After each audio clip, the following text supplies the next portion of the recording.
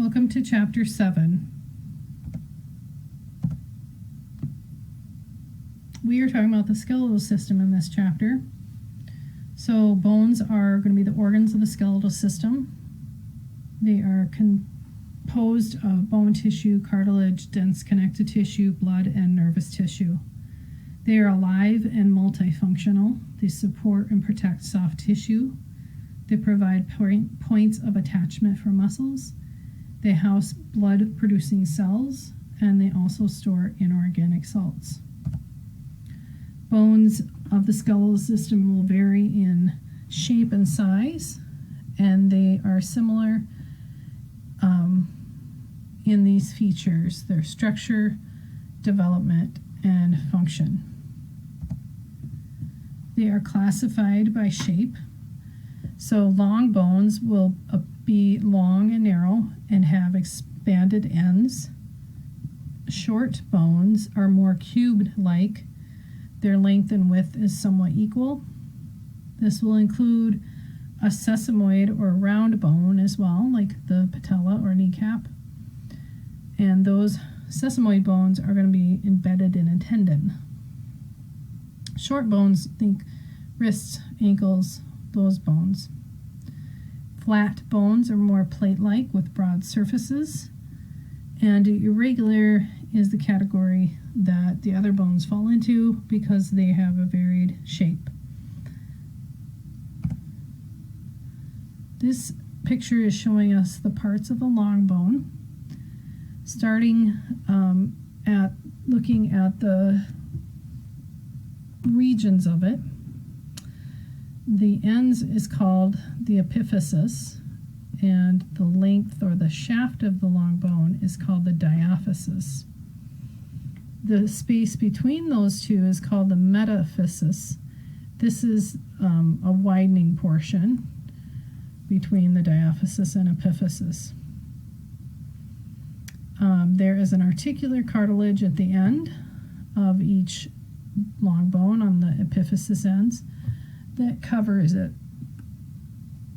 In the shaft, there is a connective tissue called periosteum that encloses the bone. That's what's kind of pulled away in this image here. Now, the bone tissue is compact or cortical bone. That's what most of the wall of the shaft is. And then down in the epiphysis is spongy bone, which is also called cancellous bone. Cancellous or spongy bone is made up of trabeculae, which is branching bony plates. That's what makes up spongy bone. It reduces the weight of the bone. Now, in the shaft or the diaphysis, you have a cavity called the medullary cavity. This is a hollow chamber in the diaphysis, and in there you have marrow. Here is yellow marrow. That cavity has a lining as well called the endosteum. Bone marrow can be red or yellow, and that will line in the medullary cavity, as well as some in the spongy bone spaces. Microscopically, we're going to look at the cell, and the mature bone cell is called an osteocyte. They live in a chamber called a lacunae, like we've mentioned before. Osteocytes exchange nutrients and waste through a cell process of a tiny passageway called a canaliculi. So this is pretty hard matrix, right? It's made of inorganic salts, minerals. So these little channels are important because they will move nutrients between the little chambers so the cells can stay alive. The extracellular matrix here is bony matrix. It's mostly collagen fibers. Collagen gives the bone resilience, and the inorganic salts make the bone hard. So compact bone is consisting of cylindrical units called osteons. It gives it strength, so, makes it solid, It's for weight bearing. It resists compression. But there's also spongy bone, which we saw at the ends of the bones, as well as in here you can see some in the skull bones. It's somewhat flexible. It has spaces between the trabeculae. That's what these little branchy things are. Those are all trabeculae. The spaces help reduce reduce the bone's weight. Compact bone, again, are made up of osteons, which are these pillars. The mature cell is the osteocyte, and if you look at this picture and you see this pillar and you see these tiny little dots or marks, those black spots, those are the lacunae. That's where the cells live. Now you can see they form kind of rings all the way around, and those rings are called lamellae, and they circle around this central canal, which is where you have blood vessels. Now if you look at this cross section here of this osteon, you can see the canal going down, and here's the canal as well. Now you have, since this is hard material, you need another canal connecting all these blood vessels to the main medullary cavity. Those are called perforating canals. It's for the blood vessels to connect up to the medullary cavity. Now at the microscopic level again, which is this image, here is the lacuna with our osteocyte, and these little lines across from one another are the canaliculi. Now in the chapter in the book, it will talk in a lot of detail about bone development, and we move that discussion into A&P2, but we will look just briefly at what it's called. So bone development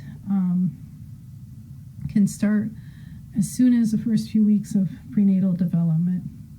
So bone structures continue to grow and develop into adulthood, and bones form when bone tissue replaces existing connective tissue in one of two ways. The first one is intramembranous bones. The second is endochondral bones. Now, this probably goes into more detail than necessary, but it just is explaining the two steps. Intramembranous ossification. Let's see.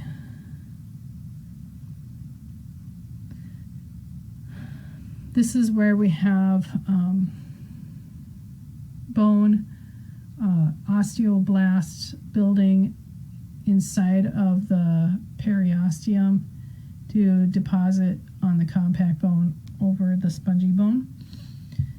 Endochondral is more going from our hyaline cartilage to bone. That's that process.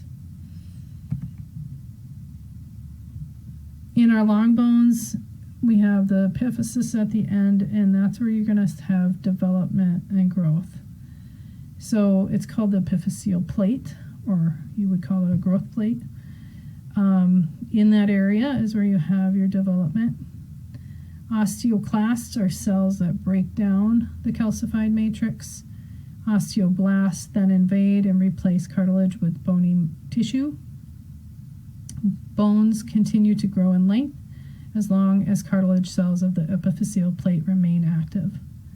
When those ossification centers meet and the epiphyseal plate ossifies, bone can no longer grow in length. Bone can thicken by depositing compact bone on the outside under the periosteum. Bone remodeling occurs throughout your life. There is opposing processes of deposition and reabsorption occurring on the surface of the endosteum and the periosteum. Reabsorption is the removal of bone by your osteoclasts. Deposition is the formation of bone by the osteoblasts. And 10 to 20% of your skeleton is replaced each year.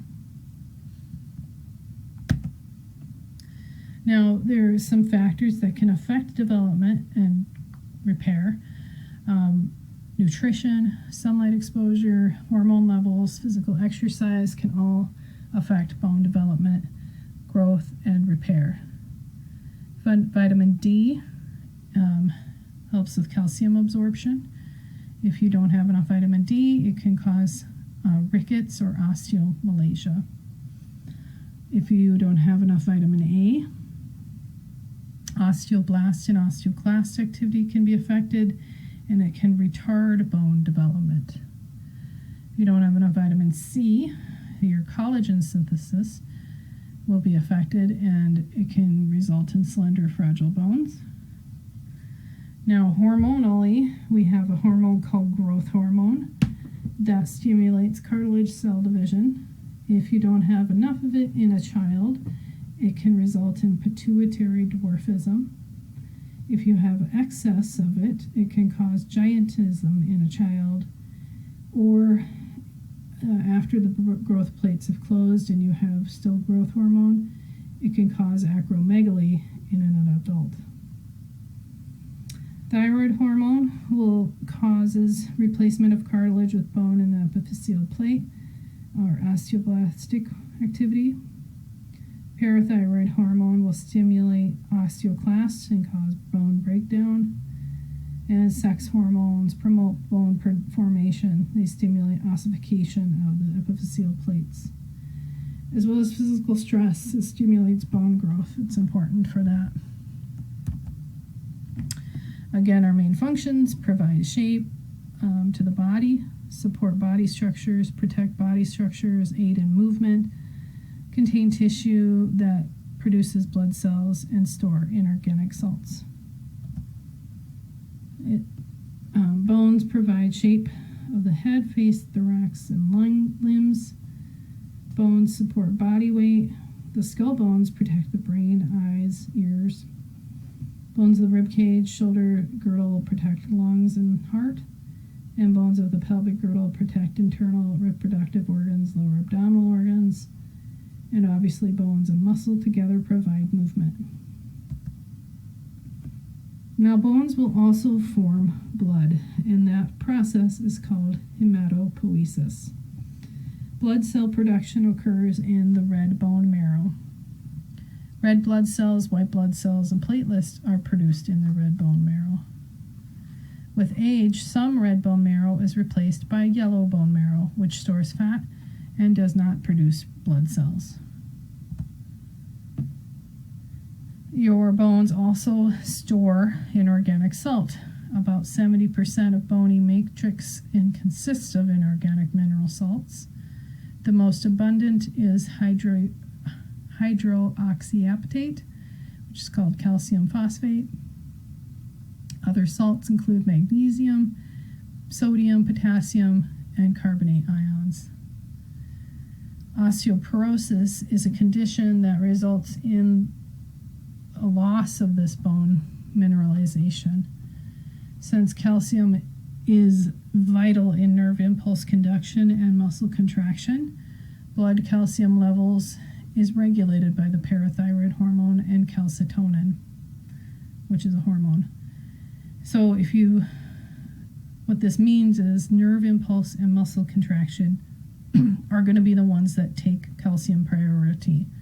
So if you don't have enough in your blood to do these functions, it's going to pull it from your bone because it needs it more importantly than your bones do. And if it does it repetitively long enough, you're going to end up with osteopenia, thus leading to osteoporosis. Here's the hormonal control of that negative feedback loop again, just showing us how the body will try to have a balance of blood calcium levels. As we age, our skeleton decreases in height, beginning at the age of about age 30. Calcium levels fall. Bones can become brittle and be more prone to fracture. Osteoclasts will outnumber the blasts. Spongy bone weakens before compact bone. You can have bone loss rapid in menopausal women, so hip fractures can become common. as well as vertebral compression fractures. Obviously, these all things can happen, but if you are active, using some weights, staying healthy, eating well, being, active, this stuff can be prevented for sure. That's all. Have a great day.